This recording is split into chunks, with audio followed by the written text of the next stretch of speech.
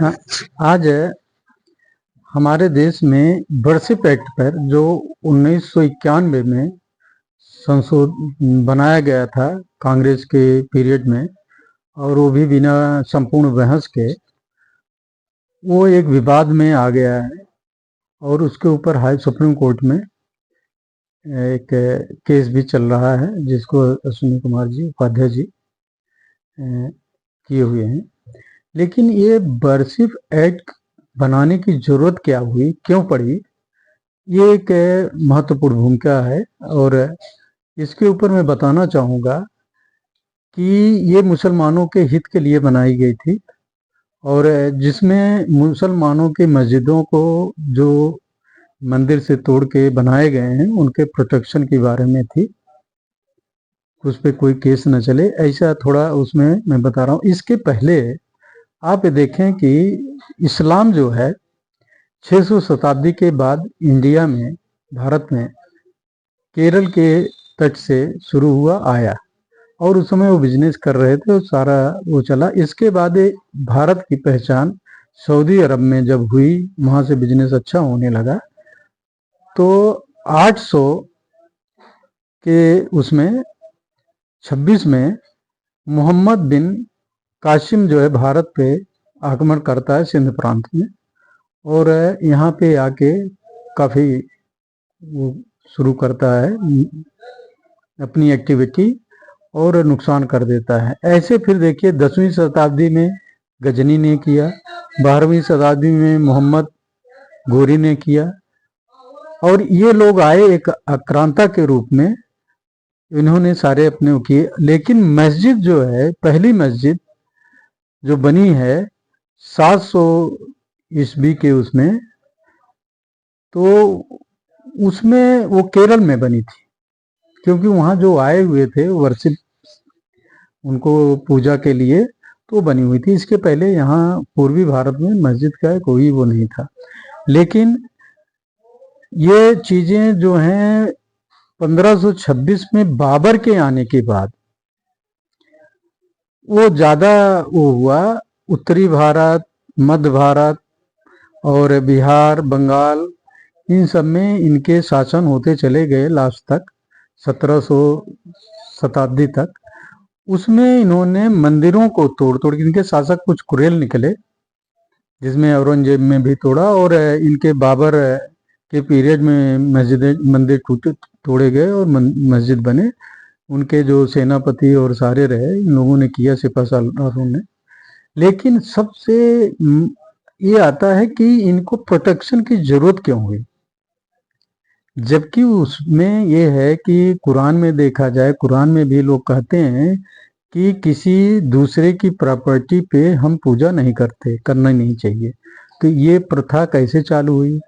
क्योंकि ये बाबर जो था एक आक्रांता था, एक लुटेरा था, कोई यहाँ का हमदर्द और शरीफ आदमी नहीं था।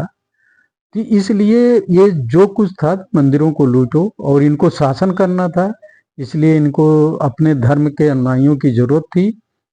और इनके पीरियड में और उससे पहले भी सूफियों ने यहाँ बहुत बढ़िया प्रचार करके धर्म परिवर्तन कराया लोगों को, और कुछ तो डर के मारे इन्होंने धर्म परिवर्तन हिंदुओं ने किया था, और कुछ अपनी इच्छा से जाके किए सूफियों के द्वारा।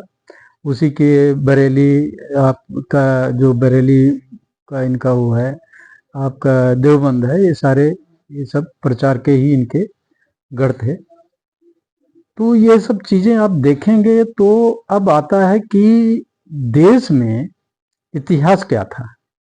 इतिहास जानना देश के हर नागरिक का अधिकार है, और इतिहास जो है कितना सच है कितना झूठा है उसको भी अलग से आइडेंटिफाई करना बहुत ज़रूरी है।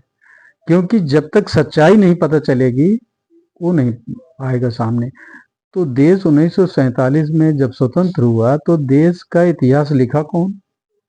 वो उन्हीं लोगों के द्वारा लिखा गया जो सनातन विरोधी थे।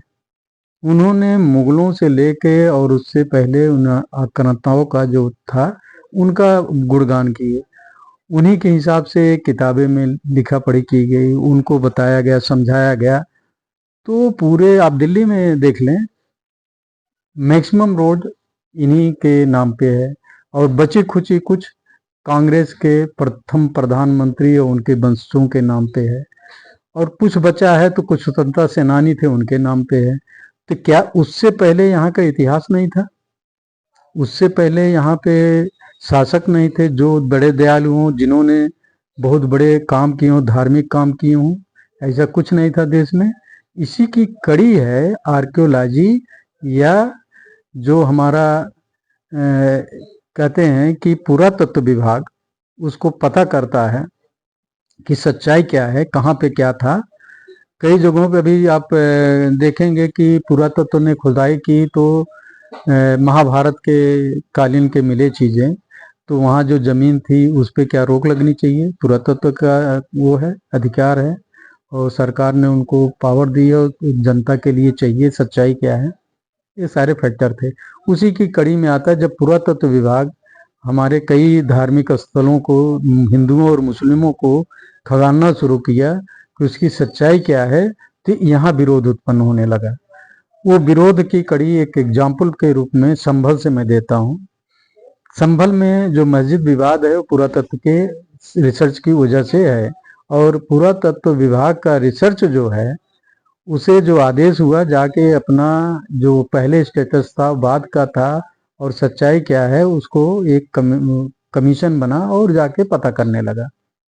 वहां पे चेंजेस इनको था, पुरातत्व विभाग ने नोटिस भी दिया था तो उसमें चेंजेस था। उस चेंजेस की वजह से इनको लग रहा था कहीं पुरातत्व की रिपोर्ट पर कोई कार्रवाई ना हो। यहाँ अभी मंदिर और मस्जिद का इशू नहीं, अभी पुरातत्व है। तो ये इतिहास को दबाने की कोशिश की जा रही थी क्योंकि इनको पता है कि पुरानी मस्जिदों के साथ कहीं मंदिर का कनेक्शन जरूर है। इस डर से कर रहे हैं। जैसे अजमेर शरीफ का है, वहां पे मंदिर का ये क्लेम कर रहे हैं।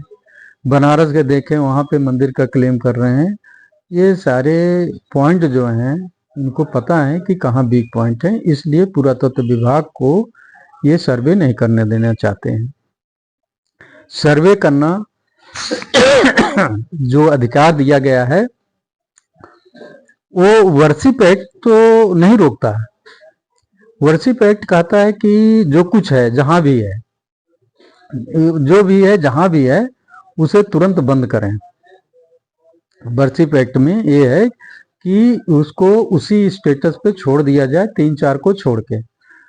11 धार्मिक स्थल हैं जिनमें उन्होंने कहा कि इसको अभी रहने दें, और वो उनके ऊपर नहीं कोई वो करेंगे क्लेम, और आप वो करें। वर्शिप एक्ट में 1947 में जो मस्जिद थी और उनको प्रोटेक्शन देता है कि 1947 पर के पहले तक जो मस्जिदें थी उनके ऊपर कोई केस न चले। उसमें बाबरी मस्जिद को छोड़ के और यहाँ के ज्ञानवापी को छोड़ के, ज्ञानवापी भी डिस्प्यूट में था, तो ये हुआ कि तो पहले से केस चल रहा है इसलिए उस पर सुनवाई चल रही है। तो ऐसे है, ऑब्स्ट्रक्शन क्रिएट किया गया। लेकिन अब देखिए कि अगर इस बहाने अगर सच्चाई, इतिहास को नहीं पता करने देंगे तो इतिहास पढ़ेगा कैसे? सच क्या था?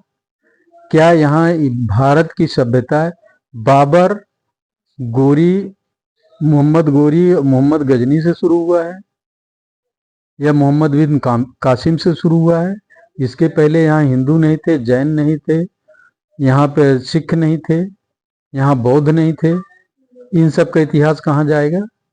सच है कि भारत एक हिंदू द्वीप है जिसपे पूरे हिंदुओं की बहुत संपदा, बौद्धिक संपदा पड़ी हुई है, जिसका रिसर्च होना जरूरी है। कहाँ है, कैसे हुआ, क्योंकि लूटा पाटा गया और सबको डिस्ट्रॉय किया गया।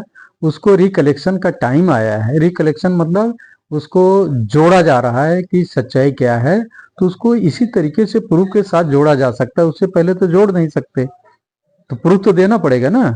और जब प्रूफ की तलाश शुरू हुई तो ये काम शुरू हो गया, वर्शिप एक्ट आ गया। वर्शिप एक्ट को कांग्रेस ने जानबूझकर केवल मंदिरों के ऊपर कोई कार्रवाई ना हो इसलिए उसको बनाया था, उसको प्रोटेक्शन के लिए बनाया था और कोई उद्देश्य नहीं। उसी के साथ साथ आप देखेंगे जो वक्फ बोर्ड था उसको असीम पावर दी गई। क्यों दी गई? यही बर्सिप एक्ट में जो भी कुछ आता था, जगह कुछ होता था, वक्फ बोर्ड के थ्रू उसे कब्जा किया जाता था। ये महत्वपूर्ण इशू उसमें जोड़ा गया, एक लिंक दिया गया कि भाई आप ये वर्शिप एक्ट में और भी चीजों पे आप ऐसे अपना क्लेम करके कब्जा करें।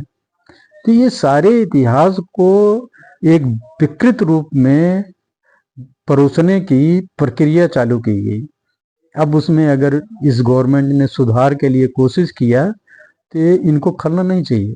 सच क्या है, इस देश की सच्चाई क्या है, यहाँ पे कौन पहले थे, आज कौन है, और उनके बारे में जानने का अधिकार हर एक इंसान को है, हर सरकार को है, हर एक इतिहास वेत्ता को है, इतिहास का जो रिकॉर्ड रखा जाता है उनको है।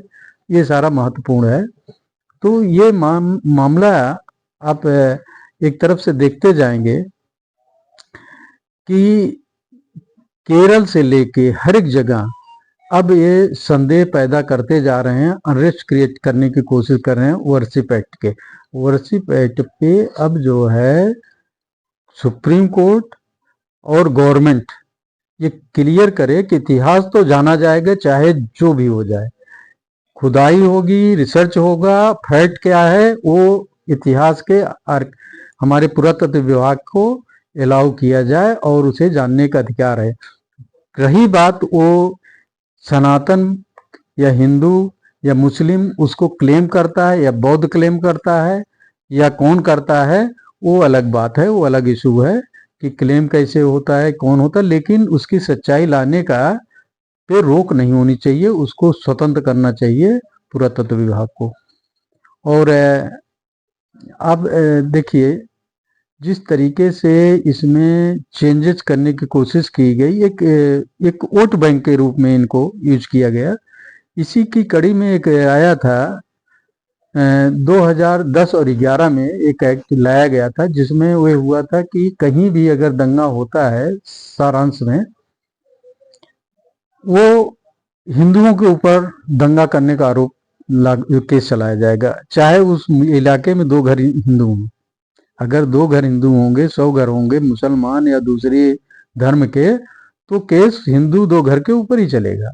ये अन्याय का एक अमेंडमेंट लाया जा रहा था जिसको बहुत सा विरोध भी हो गया, उसके निगेटिव रिपरकेशन भी आने लगे कांग्रेस में, क्योंकि सारे उससे नहीं है, हिंदू भी हैं, उन लोगों ने उसका विरोध किया और फिर वो पटल पे नहीं रखा जा सका। लेकिन जनता में, लोगों में वो आ गया, लोग डिस्कशन में देखे थे। अब उस कड़ी में आप देखिए आज की डेट में पलायन कैसे होता है। संभल का ही एग्जाम्पल देखिए। संभल में पहले तो मुसलमान नहीं थे, हम 700 शताब्दी का जोड़ें, फिर 1526 तक का भी अगर देखें तो वहाँ इतिहास आपको हिंदुओं का ही मिलेगा, मुसलमानों का नहीं है। धर्म परिवर्तन से किसी तरीके से या वहाँ पे अगर इनकी संख्या बढ़ती गई और हिंदू पलायन होते गए तो वो तो देखा जाए तो जो वहाँ का क्षेत्र का एक तरीके से वहाँ का बदलाव किया गया जनसंख्या के अनुसार, वो नहीं होना चाहिए। हर एक आदमी को एक मोहल्ले में एक है तो उसके अधिकारों का हनन नहीं होना चाहिए। लेकिन अब इंटरव्यू में मैंने देखा, बता रहे हैं कि 2006-7 के बाद वहाँ हिंदू सारे बेच के अपनी प्रॉपर्टी चले गए दूसरे मोहल्ले में जहाँ हिंदू बाहुल हैं और फिर नहीं आए। तो ये पलायन जो है ये रुकना चाहिए था। उस समय की सरकारों ने, जब ये 1947 में वहाँ दंगे हुए, वहाँ दंगों की लाइन लगी, आप इतिहास निकालिए संभल में, और उन दंगों से त्रस्त होके हिंदू जो मुस्लिमों के साथ रहते थे वो हट गए, पलायन कर गए। तो ये है वहाँ का इशू, इतिहास। उस इतिहास की कड़ी को जानने का जरूरत है कि वो मस्जिद जो जिसपे ये सब कार्रवाई हो रही थी वो पुरातत्व के निर्देश में हो रही थी कि इसका असलियत क्या है, और उसे कहते हैं कि पुरातत्व ने उसको धरोहर के रूप में एक तरीके से रखा था कि उसमें कोई चेंज नहीं होगा, ये लोग केवल कभी नमाज के लिए उसको यूज कर सकते हैं। लेकिन उसका स्वरूप बदल दिया गया, उसके कॉलम तोड़े गए, उनमें सारे चेंजेस की गए। यही पुरातत्व विभाग की ऑब्जर्वेशन थी और जो कोर्ट में जाके ये ऑर्डर लेके काम किया। तो इतना बड़ा इशू एक तरीके से किसी रूप में चेंज की हुई प्रॉपर्टी के ऊपर ये बना लेते हैं, और इनके सिस्टम पे अगर आप आएंगे तो बहुत बड़ा इशू बनाएंगे। ये सोचने वाली बात है। ये कोई भी किसी धर्म पे कभी भी कमेंट ना करे, कोई भी किसी प्रॉपर्टी को सच्चाई जानने का अगर कोई सरकारी संस्थान जाता है तो उसको रोके ना, सच्चाई क्या है वो बताने दें लोगों को। इसके बाद अपना बैठ के समझौता करिए, डिसाइड करिए, कोर्ट के थ्रू करिए, जैसे भी करिए। ये मेन इशू बनता है। और ये जबरदस्ती क्लेम कर लेना कि नहीं हम तो घुसने ही नहीं देंगे, मारकाट कर देंगे, दंगा फसाद कर देंगे, ये माहौल क्रिएट हो रहा है। ऐसे यूपी कॉलेज में यही हुआ। उस कॉलेज में जो मस्जिद है जिसमें नमाज पढ़ी जाती, वहां 4 आदमी थे। मैं गया था तो मैंने उनकी सुबगाहट देखी तो अपनी न्यूज उस पर डाला एक इंटरव्यू, और संजोग है कि उसी की नमाज के टाइम पे वहां 500 आदमी पहुंच गए। तो क्यों पहुंच गए? कि जबरदस्ती माहौल और भीड़ दिखा के अनरेस्ट क्रिएट करना, लोगों में दबंगई दिखाना, उनको भय दिखाना। और बच्चों का संस्थान, एजुकेशन संस्थान में ये सारे नहीं होने चाहिए। तो ये आक्रामकता जो है ये दर्शा रही है कि सच्चाई या कब्जा वो वक्फ बोर्ड ने शुरू किया तो यूपी कॉलेज में, वहां भी वही इन्वॉल्व है ये दोनों। तो ऐसे मतलब जो संगठित तरीके से कोई भी काम हो रहे हैं और अवैध काम किए जा रहे हैं, उन पे रिसर्च करके और उसका पता करके सरकार उस पर अंकुश लगाए, जिससे इन तरीके के तत्वों का, क्योंकि मुस्लिम में सारे वक्फ बोर्ड के फेवर में नहीं है, सारे मस्जिद ऐसी जगहों पे ऐसे जगह उसमें नहीं जाना चाहते और डिस्प्यूट में नहीं पड़ना चाहिए। इसे हिंदुओं में भी है, सब जगह है। लोगों को राहत मिले, वो जो न्यूट्रल होके देश में रहना चाहते हैं, भाईचारे के साथ रहना चाहते हैं, उनके अधिकारों का हनन ना होने पाए, ये मेरा मेन मोटिव है। और सुप्रीम कोर्ट इस पर क्लियर करे, वर्शिप एक्ट को खत्म करे। वर्शिप एक्ट में ये करे कि हम तो चाहेंगे कि वो ये कर दे कि इसको रिसर्च के लिए या कोई पुरातत्व उसमें अपनी वो चाहती है कि वेरीफाई करे कि ये कैसा है, क्या इसका अस्तित्व था, क्यों चेंज हुआ, तो उसे करने दें, इतिहास को सही रूप में आने दें, सहयोग करें सभी धर्मों के लोग। कहीं भी बौद्ध मठ हो, कहीं भी मंदिर हो, कहीं मस्जिद हो, तो उसकी असलियत आज देश के सामने आने में रोकने की जरूरत नहीं है, उसे आने देना चाहिए। ये मेरा मत है और लोग जो हमसे चर्चा करते हैं उनका भी यही मत है। इसलिए मैं कहूँगा कि ये इशू जो है अब सरकार के लिए बहुत महत्वपूर्ण है। इस पे अपना ध्यान दे सरकार और इसमें जो भी जरूरी चेंजेस हैं वो करे। और यहाँ की जो बिगड़ती धार्मिक व्यवस्था है, धर्मों में एक दूसरे के प्रति जो भाईचारे की वो थी और कम होती जा रही, उसको एक सामान्य स्थिति में लाए, यही मेरा विचार है, यही मेरा मैं सोचता हूँ। धन्यवाद, नमस्कार।